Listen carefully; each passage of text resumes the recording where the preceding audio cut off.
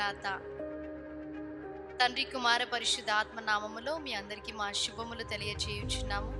జీవాహారము అనే ఈ అనుదిన కార్యక్రమానికి ప్రేమతో మిమ్మల్ని ఆహ్వానించుచున్నాము. ఈరోజు వాక్యాన్ని బైబిల్ గ్రంథం నుంచి మనం ధ్యానించుకుందాం. ప్రసంగి గ్రంథం 1వ అధ్యాయము 14వ వచనము. సూర్యుని క్రింద జరుగుచున్న క్రియలన్నిటినీ నేను చూచితిని. అవి అన్నీయు వ్యర్థములే. అవి ఒకడు గాలికై ప్రయాసపడినట్టున్నవి. సొలొమోను రాజు ప్రసంగి గ్రంథంలో ఈ మాటలు వ్రాయుచున్నాడు. ఎంతో అనుభవ జ్ఞానముతో ఈ మాటలు వ్రాయుచున్నాడు. సమస్తమును కూడా వ్యర్థమే. అవును, ఈ లోకంలో మనుష్యులుగా మనము సంతృప్తిని కోరుకుంటాం. అలాగే ప్రేమ ఆప్యాయతలను ఇతరుల నుంచి మనము కోరుకుంటాం. మనం ఎలా ఉన్నప్పటికీ మనుషులు మనని అంగీకరించాలి అని అనుకుంటాం. దేవుని దగ్గర నుంచి పొందుకునేవి కూడా మనుషులపై ఆధారపడి పొందుకోవాలని మనం అనుకుంటాం. ఇర్మియా గ్రంథము 17వ అధ్యాయము 5వ వచనము మనం చదువుకుందాం. యెహోవా ఇలాగూ సెలవిచ్చుచున్నాడు, నరులను ఆశ్రయించి శరీరులను తనకాధారముగా చేసుకొనుచు తన హృదయమును యెహోవా మీద నుండి తొలగించుకొనువాడు శాపగ్రస్తుడు. అవును, నరులను ఆశ్రయించి దేవుని దగ్గర నుంచి తొలగిపోయి దేవునిపై ఆధారపడకుండా నరులను ఆశ్రయించువాడు శాపగ్రస్తుడు అని వాక్యం సెలవిస్తుంది. మన జీవితంలో మనం ఆధారపడవలసినది దేవునిపై. ఇక్కడ వాక్యంలో మనము చూచినట్లయితే అదే ఇర్మియా గ్రంథం 17వ అధ్యాయం 7వ వచనంలో, యెహోవాను నమ్ముకొనువాడు ధన్యుడు, యెహోవా వానికి ఆశ్రయముగా ఉండును. ఆయనను నమ్ముకొనువాడు ధన్యుడు అని వాక్యం సెలవిస్తుంది. ఆయన శాంతి, సంతోషం, సమాధానాన్ని దయచేసే దేవుడు. మనము ప్రార్థించినప్పుడు మన ప్రార్థనలు ఆలకించే దేవుడు. ఆయనపై పూర్తిగా మనం ఆధారపడినప్పుడు దేవుడు కార్యములు చేసే దేవుడిగా ఉన్నాడు. ఇక్కడ సొలొమోను రాజు అంటున్నారు, సమస్తము వ్యర్థమే. మనం దేవునిపై ఆధారపడినప్పుడు మన దేవుడు ఆశ్చర్యకరుడని వాక్యం సెలవిస్తుంది. కన్యక గర్భమందు ఆయన జన్మించి ఉన్నాడు. అలాగనే మానవుడిగా ఈ లోకంలో ఆయన ఉన్నప్పుడు ఎన్నో ఆశ్చర్య కార్యాలు చేశారు. ఈ శూన్యము నుంచి భూమిని సృష్టించి ఉన్నాడు మన దేవుడు.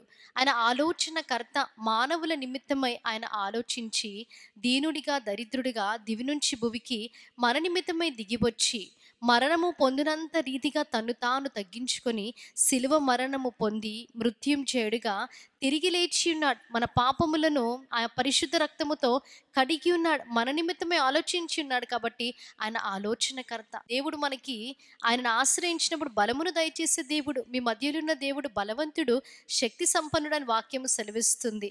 ఆయన మన బలహీనత అంతయు తీసుకొని బలమును దయచేసే దేవుడు. అందుకే ఆయన బలవంతుడు, నిత్యుడగు తండ్రి, శాశ్వతమైన ప్రేమతో మనల్ని ప్రేమించే గొప్ప దేవుడు. మనుషుల ప్రేమ శాశ్వతము కాదు, కానీ దేవుని ప్రేమ శాశ్వతమై ఉంది. సమాధానకర్తకు అధిపతి. అవును, ఆయన సమాధానము దయచేసే దేవుడు. శాంతి, సంతోషం, సమాధానం కోల్పోయిన వారికి సమాధానాన్ని దయచేసే గొప్ప దేవుడు. కాబట్టి ఈ దేవుణ్ణి మనము ఆశ్రయించినప్పుడు మనము కూడా ధన్యులమని వాక్యం సెలవిస్తుంది. ఆయనే మన ఆశ్రయ దుర్గమై ఉండాలి.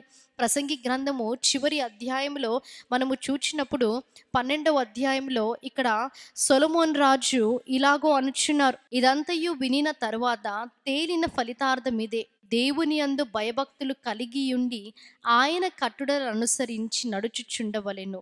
మానవ కోటికి ఇదియే విధి. సమస్తమును సంపాదించి ఉన్నాడు. ఎంతో జ్ఞానము ఆయన సంపాదించి ఉన్నాడు. ఎంతగానో అనుభవించి ఉన్నాడు.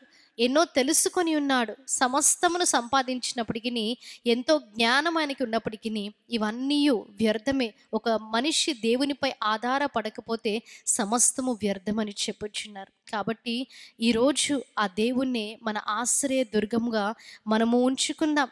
ఆ దేవుని ఆశ్రయ దుర్గముగా మనము ఉంచుకున్నప్పుడు ఆ దేవాతి దేవుడు మనని రక్షించి, ఆశీర్వదించి, విడిపించి మనకు శక్తిని దయచేసే దేవుడిగా ఉన్నాడు. ఇటు వాక్య వర్తమానాన్ని దేవుడు మీ వినికిడిలో, హృదయంలో భద్రపరిచి దీవించి ఆశీర్వదించునుగాక.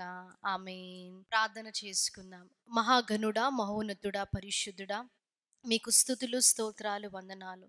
వాక్యం ద్వారా మాతో మాట్లాడి ఉన్నారు. అవును తండ్రి, నిన్ను ఆశ్రయించు నరుడు ధన్యుడు అని తండ్రి వాక్యం ద్వారా మందరితో మీరు మాట్లాడి ఉన్నారు. అందుని బట్టి మీకు స్తుతులు, స్తోత్రాలు, వందనాలు.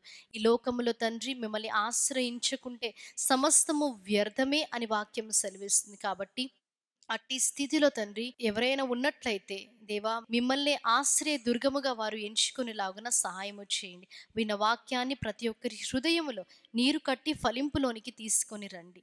అతి త్వరగా మేఘారుడై వచ్చుచున్న క్రీస్తు యేసు నామములో అడిగి వేడుకుంటున్నాం ప్రియ పరలోకపు తండ్రి.